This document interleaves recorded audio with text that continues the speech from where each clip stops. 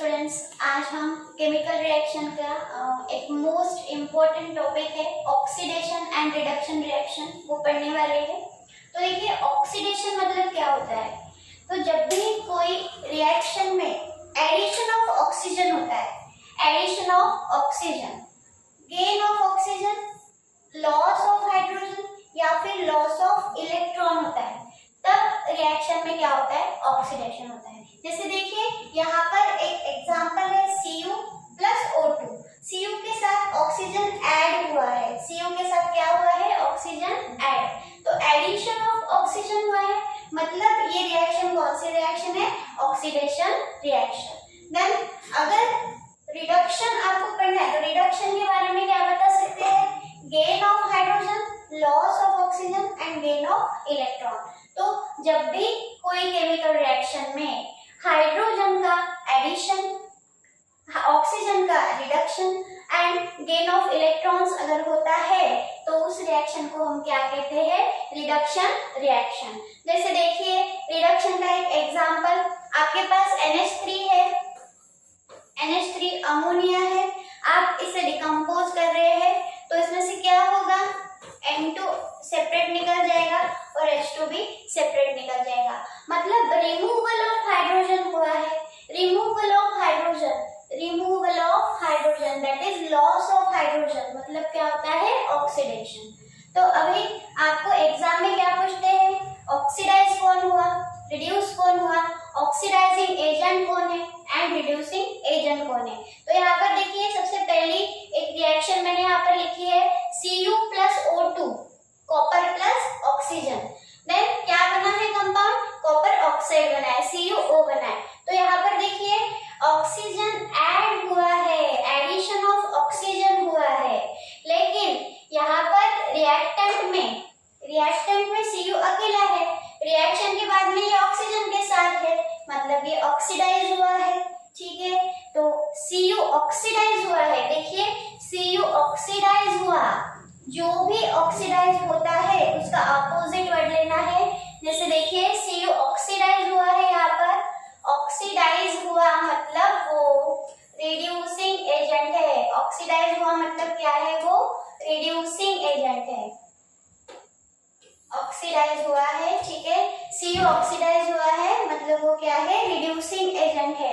And O2 क्या हुआ है, O2 क्या हुआ है, O2 यहाँ पर ऑक्सीजन Cu के साथ आ गया है, ठीक है, ऑक्सीजन यहाँ पर Cu के साथ हुआ है।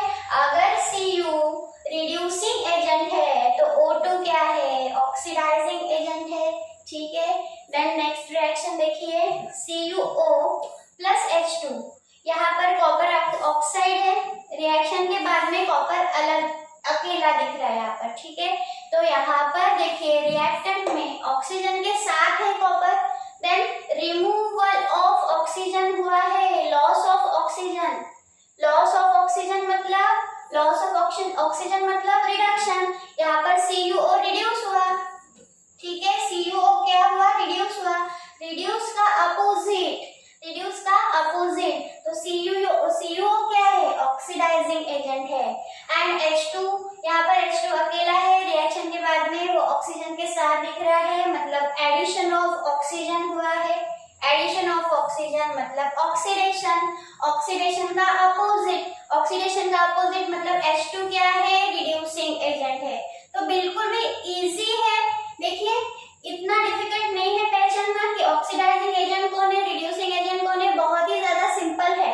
अब देखिए हर बार क्या ऑक्सीजन एंड हाइड्रोजन प्रेजेंट नहीं रहेंगे रिएक्शन में, तो कुछ अलग तरीके की रिएक्शन भी आ सकती है। तो आप कैसे पहचानोगे, देखिए यहाँ पर NaCl, Na प्लस Cl, देखिए फ्री स्टेट में जब भी Na आपको दिखता है तो उसके ऊपर चार्ज जीरो रहता है, फ्री स्टेट में कोई भी एलिमेंट आपको अगर दिखता है तो उसके ऊपर चार्ज जीरो रहता है, क्योंकि वो अकेला है एंड फ्री स्टेट में प्रेजेंट है।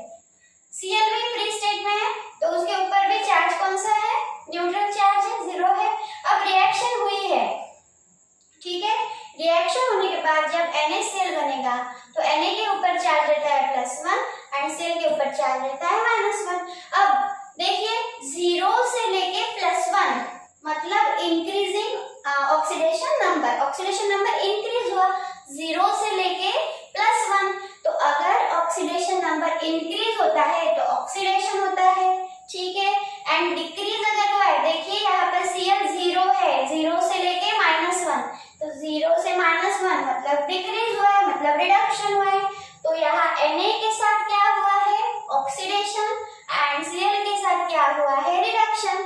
तो इसका अपोजिट, Na के साथ ऑक्सीडाइज हुआ है Na, उसका अपोजिट मतलब ये रिड्यूसिंग एजेंट है। Na क्या है, रिड्यूसिंग एजेंट है, एंड Cl क्या है, ऑक्सीडाइजिंग एजेंट है, ठीक है।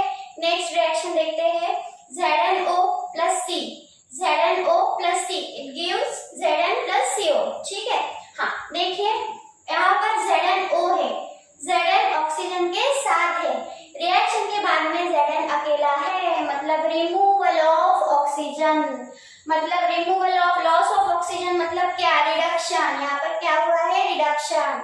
एंड यहाँ पर कार्बन रिएक्शन के बाद में ऑक्सीजन के साथ है, मतलब क्या हुआ है, ऑक्सीडेशन।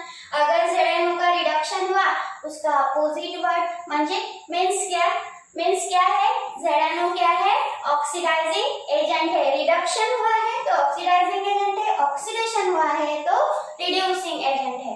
नेक्स्ट रिएक्शन देखते हैं, Fe2O3, Fe2O3 plus Al, it gives Al2O3 plus Fe। यहाँ पर Fe ऑक्सीजन के साथ है, रिएक्शन के बाद में अकेला है, मतलब रिमूवल ऑफ ऑक्सीजन हुआ। लॉस ऑफ ऑक्सीजन मतलब क्या होता है, रिडक्शन होता है। तो यहाँ पर Fe का रिडक्शन हुआ है, Fe2O3 का रिडक्शन हुआ है। अगर यहाँ पर रिडक्शन हुआ है तो उसका अपोजिट, रिडक्शन का अपोजिट ऑक्सीडाइज, ये ऑक्सीडाइजिंग एजेंट हुआ, ठीक है। देन एल्यूमिनियम में एडिशन ऑफ ऑक्सीजन हुआ है, यहाँ पर एल्यूमिनियम अकेला है, रिएक्शन के बाद में ऑक्सीजन के साथ है, मतलब एडिशन ऑफ ऑक्सीजन, मतलब गेन ऑफ ऑक्सीजन, मतलब ऑक्सीडेशन हुआ है। तो अगर इसका ऑक्सीडेशन हुआ है तो उसका अपोजिट वर्ड उसका अपोजिट वर्ड क्या है, ऑक्सीडेशन का अपोजिट रिड्यूसिंग एजेंट, ठीक है। Next reaction PbO plus C, Pb यहाँ ऑक्सीजन के साथ है, removal of oxygen, removal of oxygen मतलब loss of oxygen, that is reduction. तो ये कौन सा एजेंट हुआ, ऑक्सीडाइजिंग एजेंट। अपोजिट वर्ड लेना बहुत ही ज्यादा सिंपल होता है, ऑक्सीडाइजिंग एंड रिड्यूसिंग एजेंट को पहचानना, ठीक है।